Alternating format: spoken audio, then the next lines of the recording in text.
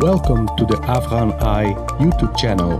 If this is your first visit, make sure to subscribe and press the notification bell so that you won't miss any of our new videos. Assalamu alaikum and welcome to this episode of the Afghan Eye podcast. I'm your host Ahmed-Waleed Kakar, and in today's episode, after a lengthy break, we'll be covering the major news coming out of Afghanistan over the past couple of weeks, most notably with respect to the ongoing expulsions and deportations of Afghan refugees from Pakistan. But before we get into today's discussion, there are a couple of housekeeping announcements in order. Like I mentioned, it has been a lengthy break. So first of all, if you are new to the podcast, welcome. Khosh Amadi, Marhaba, Khutay Murawala. I think that suffices for now. Please make sure to follow us on X, formerly known as Twitter, as well as on Instagram. Please also make sure to subscribe to our YouTube channel so you don't miss any of our content as it comes out. And if you are watching us on YouTube, please also note that our podcast can be found on all major audio streaming platforms, that is, including but not restricted to Spotify, Google Podcasts, Apple Podcasts, and all of the others, the names of which I can't recall off the top of my head at the moment.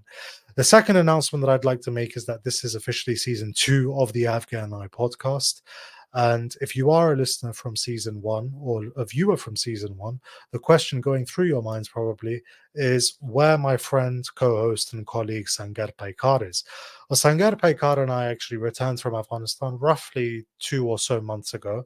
And if you have been to Afghanistan, especially for an extended period of time like we went, you will know better than anyone that coming back from Afghanistan requires a recovery period in which you readjust to the pattern and rhythm of life over here.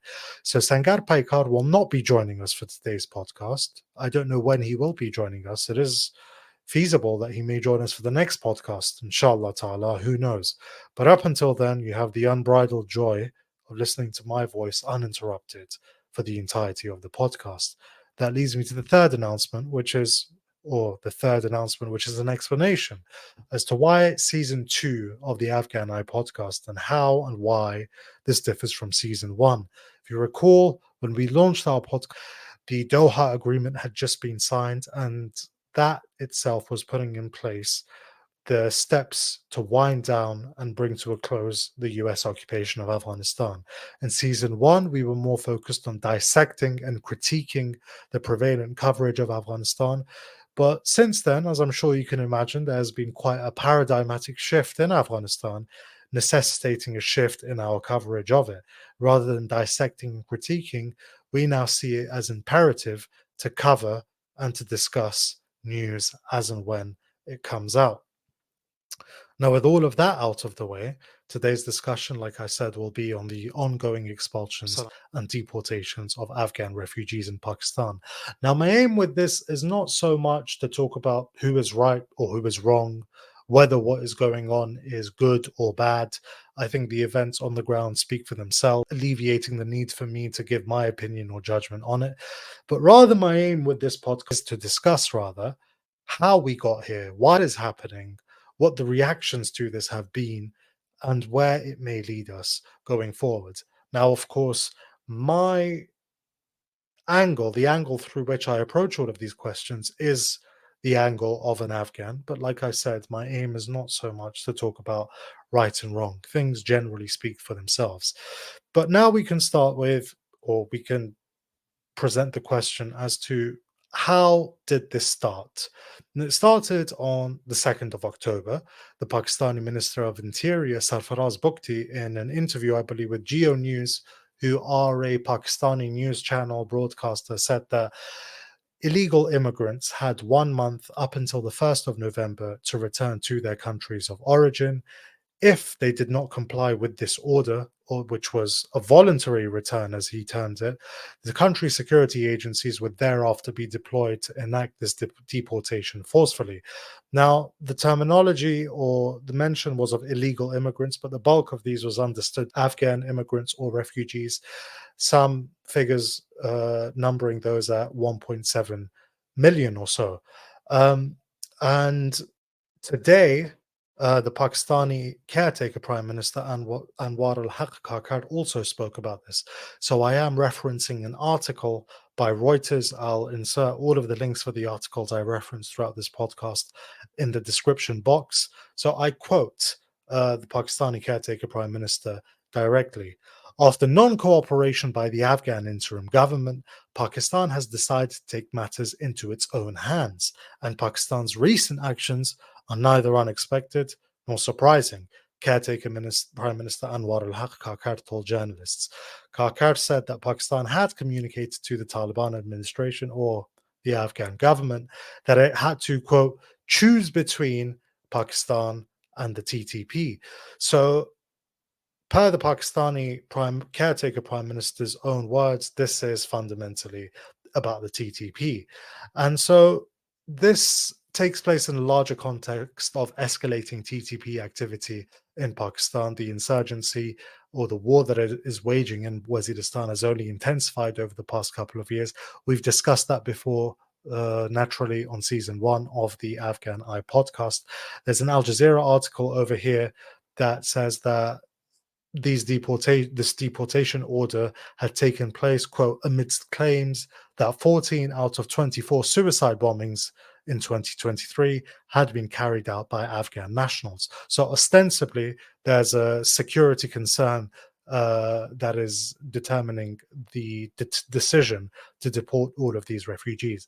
Now, it is worth noting that this isn't the first time that expulsion or deportation of Afghan refugees has been raised. In 2017, during the government of then Prime Minister Nawaz Sharif, similar rhetoric was also being heard from Pakistan. However, it wasn't actually followed through. This time it is being followed through. Every day we're seeing reports of tens of thousands of Afghan refugees being taken to the crossings at the Durand Line to go over into Afghanistan. And so the question now is, why are there Afghan refugees in Pakistan? I think that's a good place to start. And just to understand the general context in which Afghan refugees are in Pakistan. So over here, I have a map. I like maps myself. I'm a student of history. And for those that are listening, I apologize, but this will primarily benefit those that are watching. So over here, we have a map of the Afghanistan and Pakistan. And in the blue, it says that these are the predominantly Pashtun areas going all the way from Herat to practically Chitral. And so if we zoom in, what we have here is the red line. Let me zoom out slightly. What we have here is the Durand Line. And the Durand Line was the agreements or the boundary signs between the then Afghan Emir Abdurrahman Khan and British India in 1893. And the line was characteristic and has been a thorn in Afghan-Pakistani relations since the establishment of Pakistan in 1947. The reason it's been a thorn is that, as you can see, well, you can't really see it, but this line bisects and cuts across tribal territory, and to the extent that tribes that reside on both sides of this line, or they resided just in this land prior to this line bisecting them. So if we look here just briefly over to the south, we have Kandahar and Chaman and Quetta.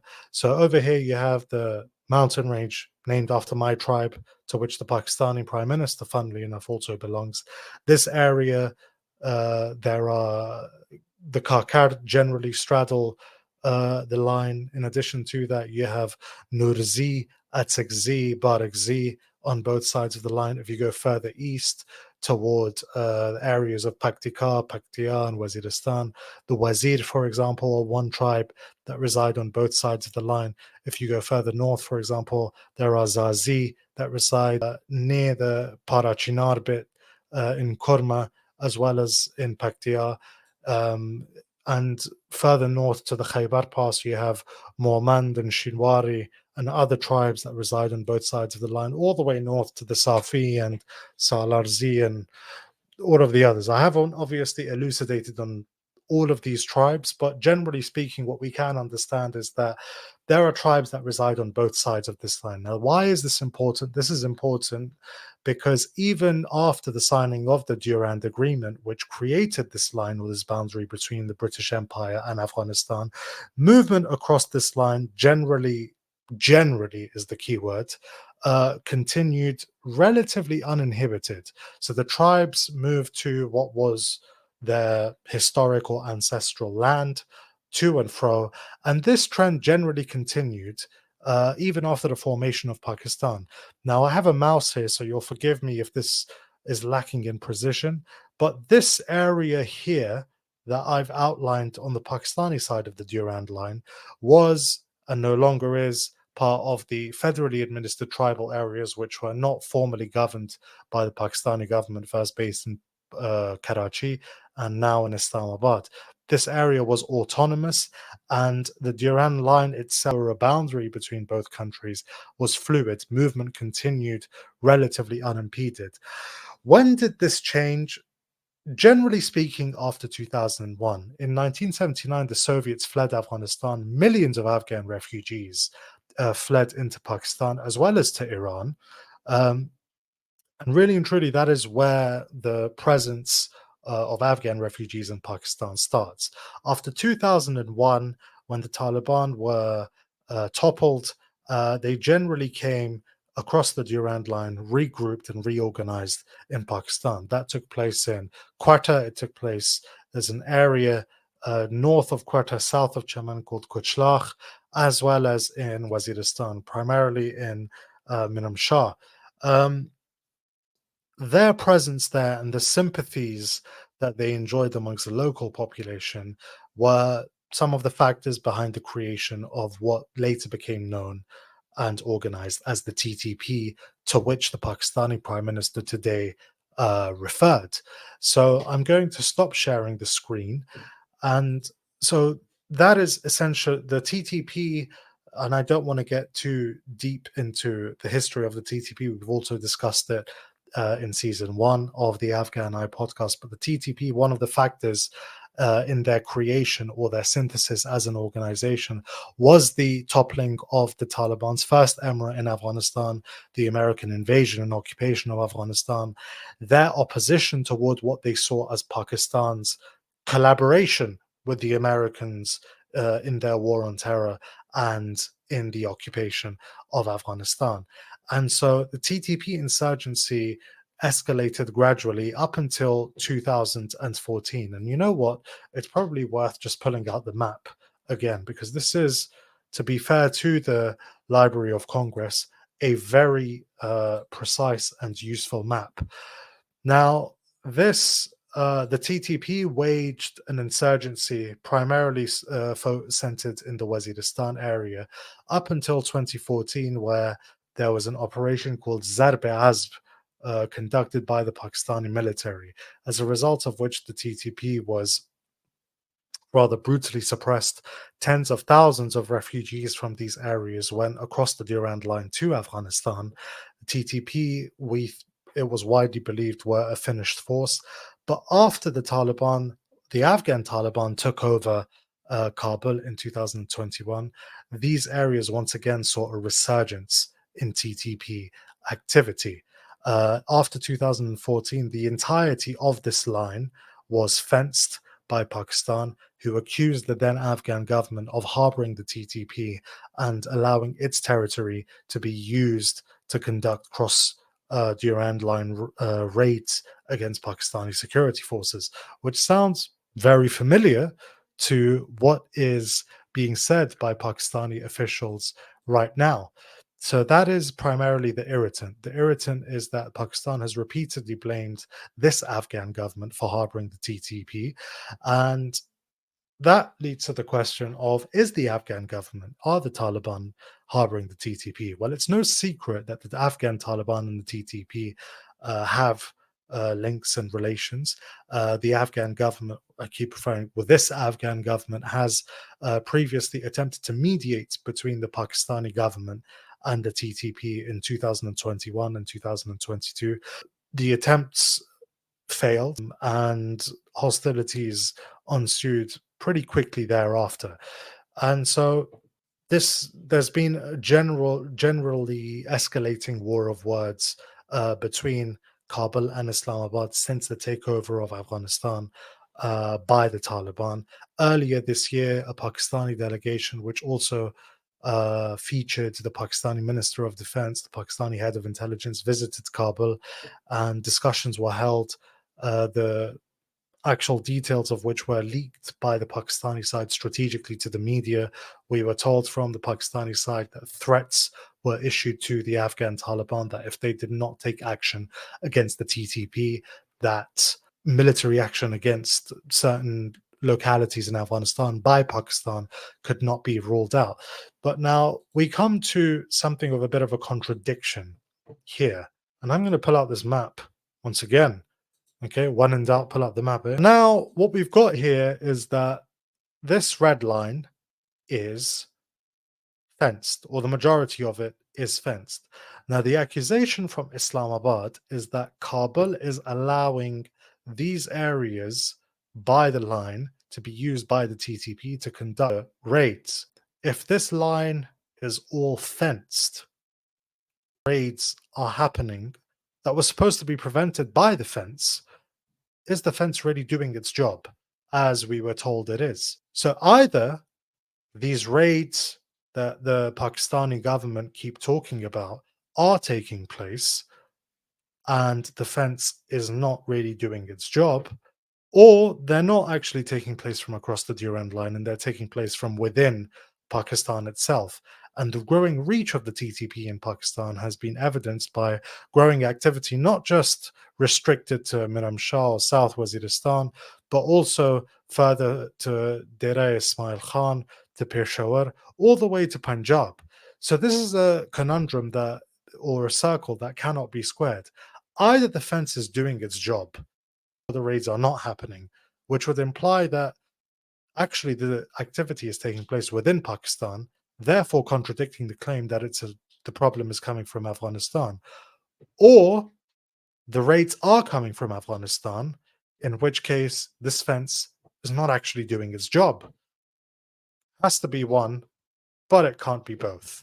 So essentially, the reactions which we can move on to have been pretty harsh, not just within Afghanistan, but also within Pakistan. So, for example, Maulana Fazlur Rahman, who is a controversial figure in Pakistan, who heads a religious party, has said that Pakistani police and bureaucracy have pounced on Afghan refugees like vultures. We ask international humanitarian organizations to come and see what is happening to Afghans in Pakistan. In addition to that, whilst we're told these are targeting illegal immigrants, widely documented instances of abuse against Afghans with their documents, as in legally registered Afghans, have taken place, as well as the mistreatment that's taken place at the various border crossings on the Durand Line. And I will share my screen and just briefly translate what is going on. So here we have this video.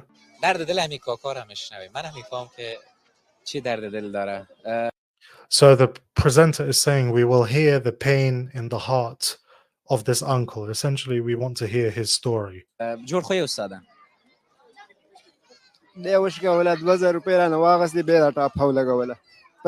So he's holding a piece of paper and he's saying they ripped this and they seized 2,000 rupees from me, and then they essentially put this stamp on my hand, to which he's indicating.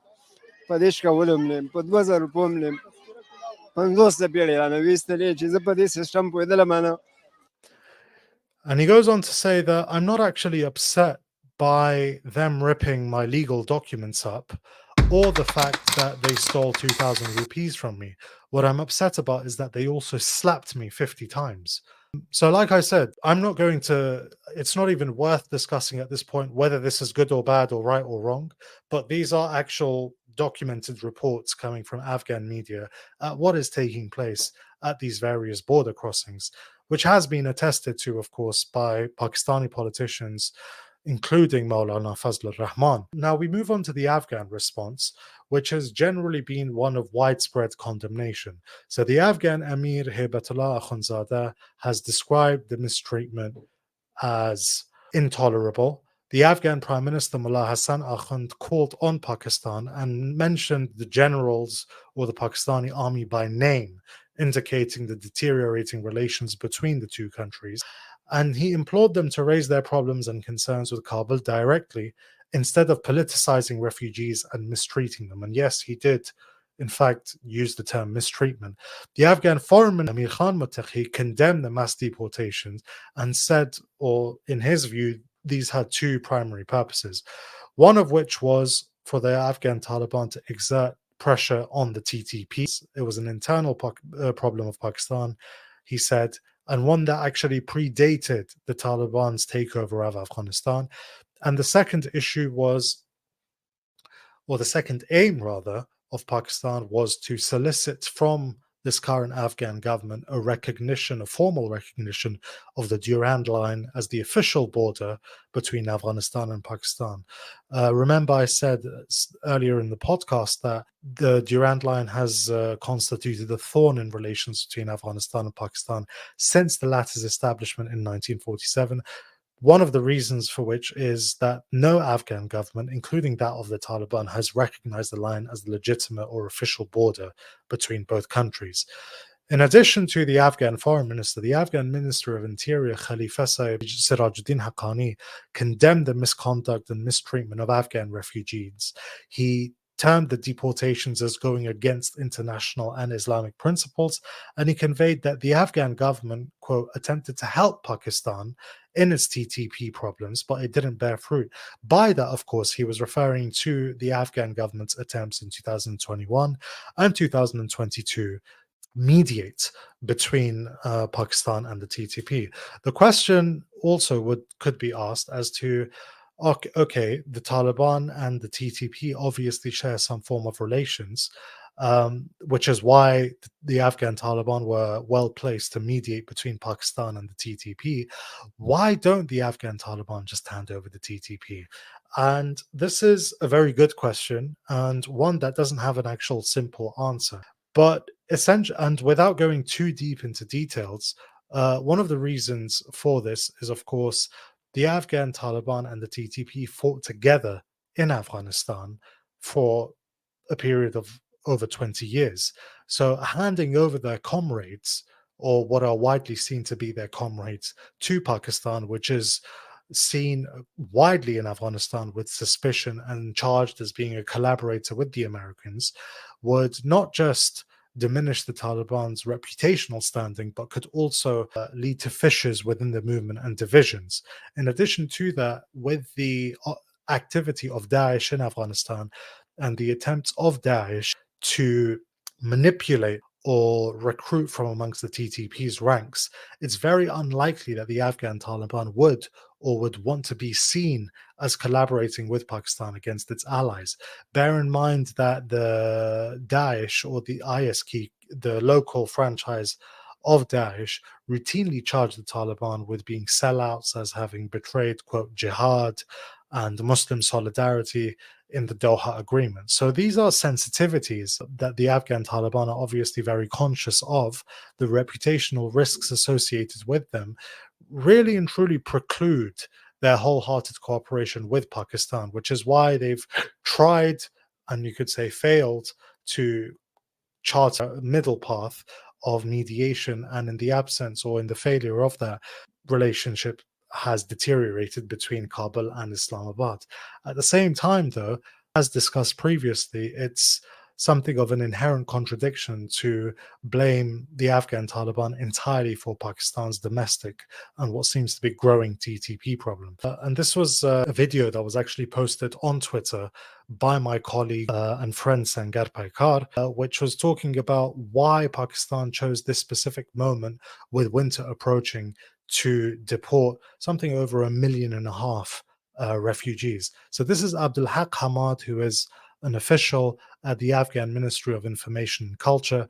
And essentially this video is subtitled, so you won't need me to pause it. And for those that are listening and not viewing, once again, my apologies. So let me share the screen again.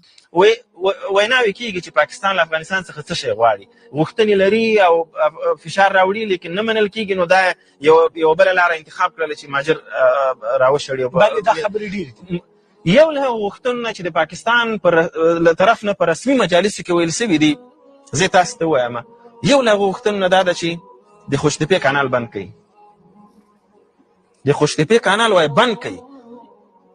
دومره سپین سترګې بې شرمه خلک دي چې داسې احساس نه کوي چې دلته یو ازادي خواهان راغلي دي، دا یو مستقل هیواد ده، یو مستقل نظام ده، یو باغیوره باشهامته خپلواک ولس ده.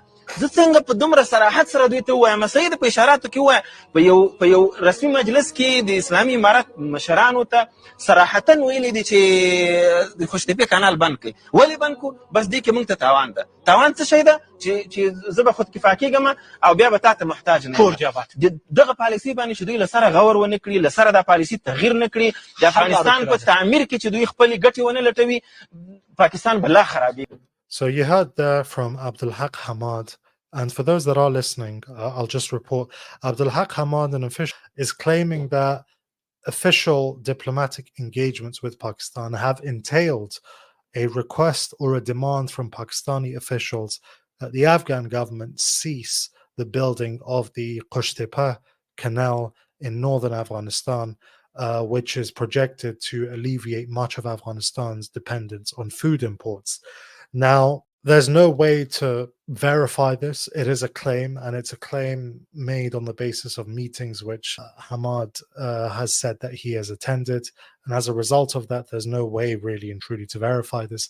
However, it may seem a bit far-fetched because if we look at the geography of the Qushtepa canal, it's in the north of Afghanistan, in an area that doesn't really share any boundary with Pakistan. In fact, the countries that are concerned about it are those to whom it's in close proximity, such as Tajikistan, Uzbekistan, and so on. There's no logical reason, it would seem, for this to affect Pakistan. But given Afghanistan's nature as a landlocked country and given Afghanistan's dependence on food imports, it is feasible that officials in Pakistan would see Afghanistan increasing food production as negatively affecting Pakistan's economy, because if Afghanistan starts producing more food, then less food needs to be imported.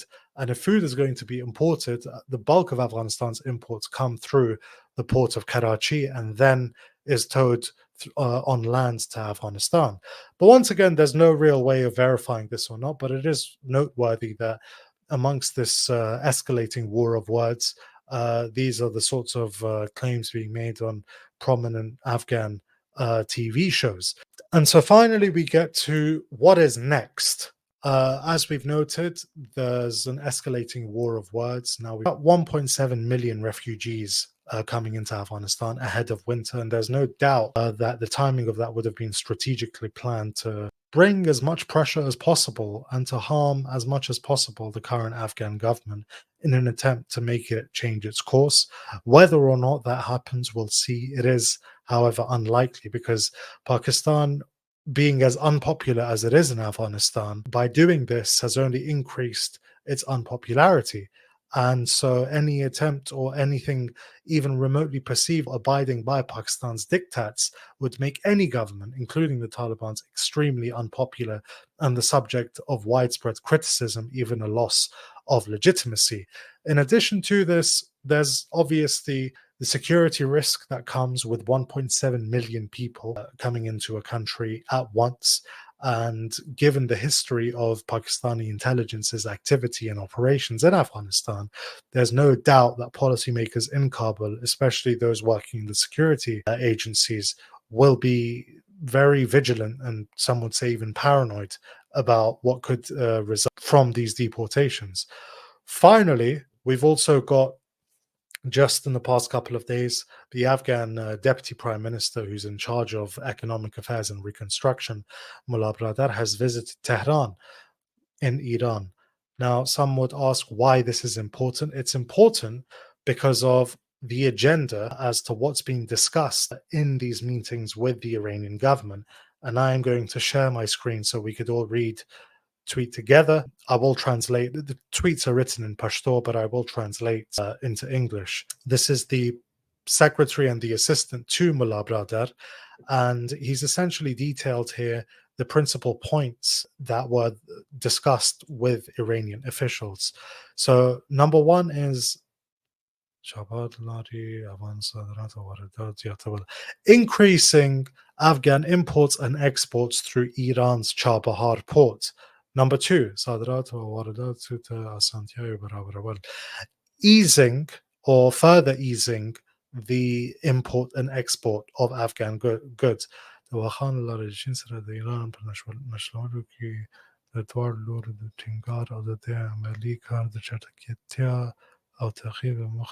So, integrating Iran with China via the Wakhan corridor, which is the small corridor in which Afghanistan shares a border with China, and speeding the process of this.